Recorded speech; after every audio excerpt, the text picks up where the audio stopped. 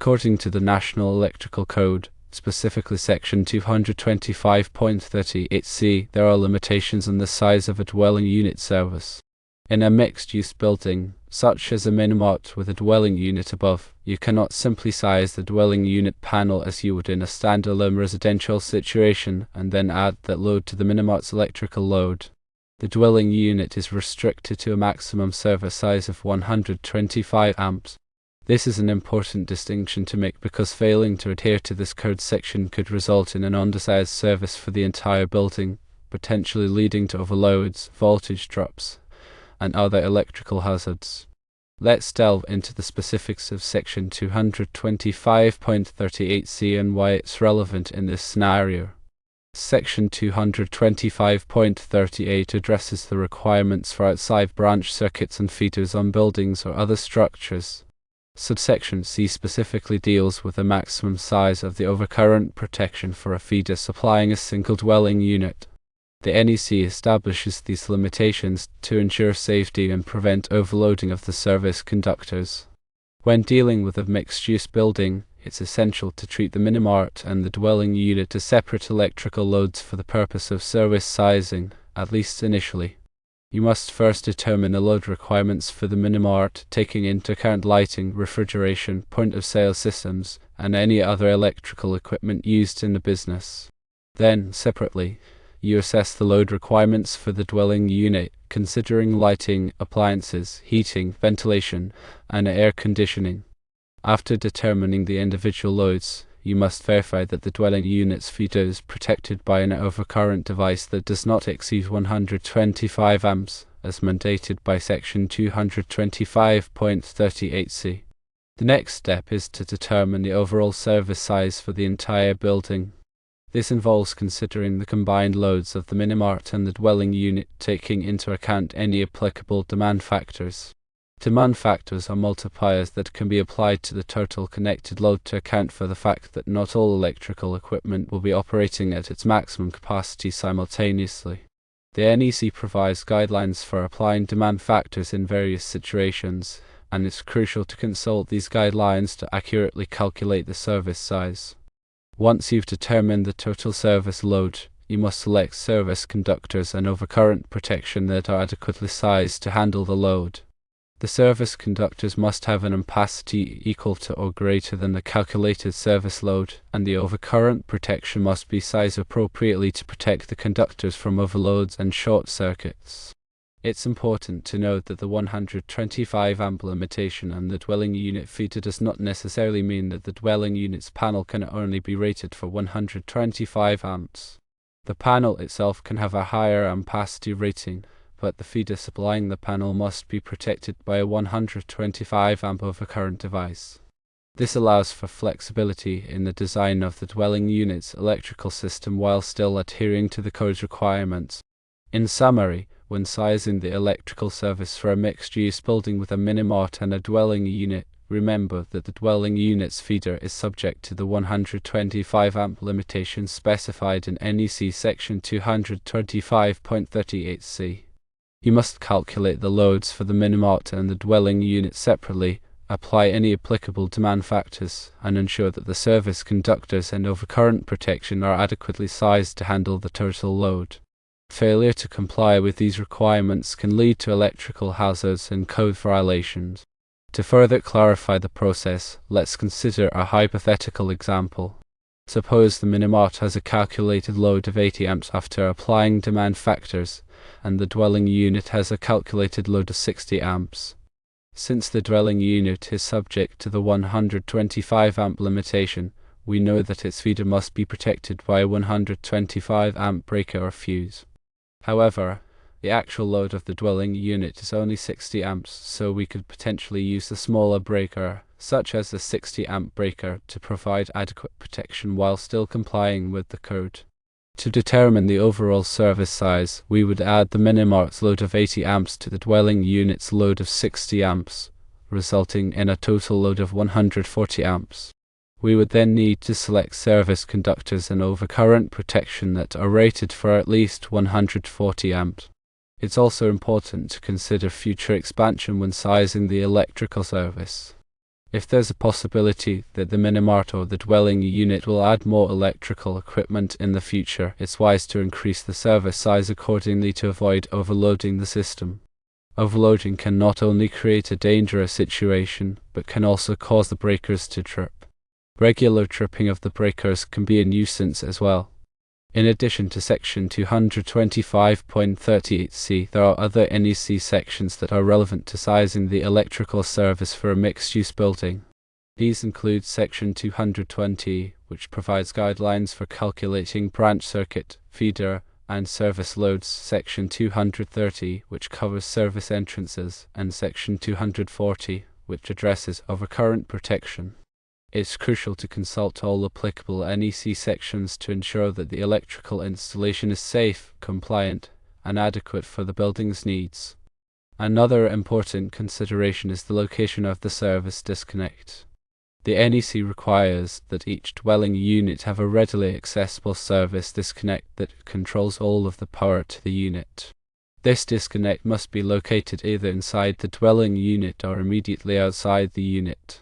In a mixed-use building, the service disconnect for the dwelling unit must be separate from the service disconnect for the minimart. This allows occupants to easily shut off power to their unit in case of an emergency. It's also essential to ensure that the electrical system is properly grounded and bonded. Grounding and bonding provide a low impedance path for fault current to flow back to the source, which helps to trip over current devices and protect against electric shock hazards. The NEC provides detailed requirements for grounding and bonding, and it's crucial to follow these requirements carefully to ensure the safety of the electrical system. In conclusion, sizing the electrical service for a mixed-use building requires careful consideration of the NEC requirements and a thorough understanding of the building's electrical loads. Remember that the dwelling unit's feeder is subject to the 125 amp limitation specified in Section 225.38c, and you must calculate the loads for the minimart and the dwelling unit separately. By following these guidelines and consulting with a qualified electrician, you can ensure that the electrical installation is safe, compliant, and adequate for the building's needs. Furthermore, it is important to consider any local amendments to the NEC that may be in effect in the specific jurisdiction where the building is located. Local amendments can add or modify requirements, so it's essential to be aware of these amendments to ensure compliance. In addition to the technical aspects of service sizing, it's also important to consider the aesthetic aspects. The electrical panel should be located in a discreet and accessible location, and the wiring should be neatly organized and concealed. A well-designed electrical installation can enhance the overall appearance of the building and create a more pleasant environment for occupants. When working on any electrical project, it's always best to consult with a qualified electrician. Electricians have the knowledge and experience to properly size the electrical service, install the wiring, and ensure that the installation complies with all applicable codes and regulations. Attempting to perform electrical work without the proper training and experience can be dangerous and can lead to serious injuries or property damage. Always prioritize safety and seek professional assistance when needed.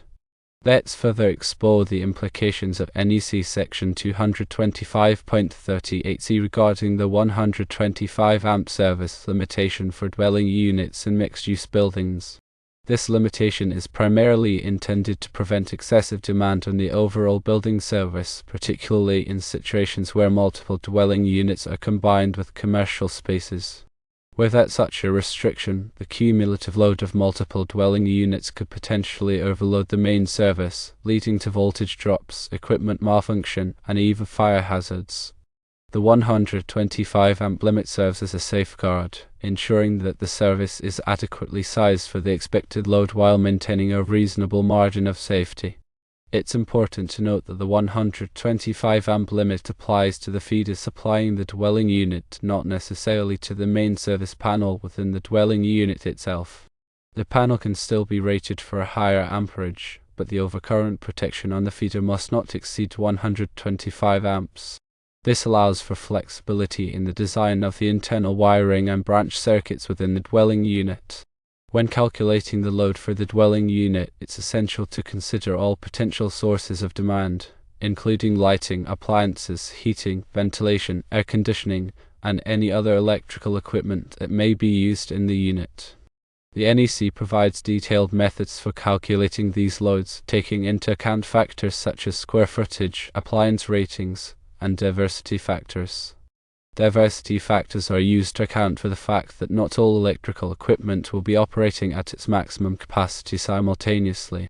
By applying appropriate diversity factors, it's possible to reduce the calculated load and potentially reduce the size of the service conductors and overcurrent protection.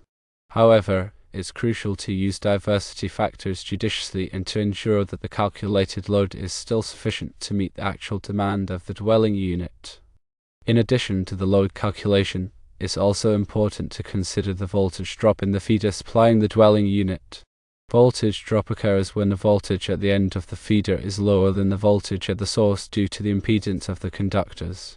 Excessive voltage drop can cause equipment to malfunction or operate inefficiently. The NEC recommends limiting voltage drop to a maximum of 3% for branch circuits and 5% for feeders. To minimize voltage drop, it's important to use conductors that are adequately sized for the load and to keep the feeder length as short as possible. When selecting conductors for the feeder, it's also important to consider the ambient temperature and the type of insulation. The ampacity of a conductor is affected by the ambient temperature, and conductors with different types of insulation have different ampacity ratings. The NEC provides tables that list the ampacity ratings of conductors based on the ambient temperature and the type of insulation. In addition to the technical requirements, it's also important to consider the accessibility of the electrical equipment.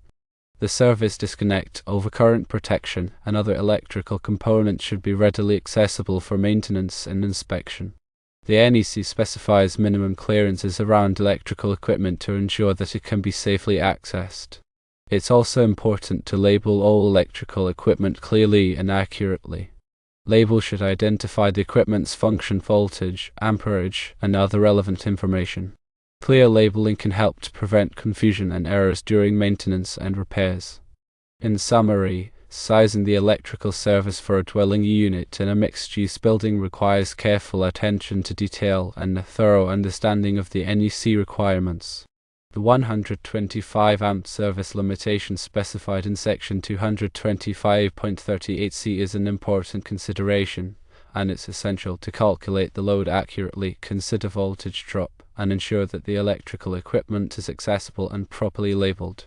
By following these guidelines and consulting with a qualified electrician, you can ensure that the electrical installation is safe, compliant, and adequate for the needs of the dwelling unit.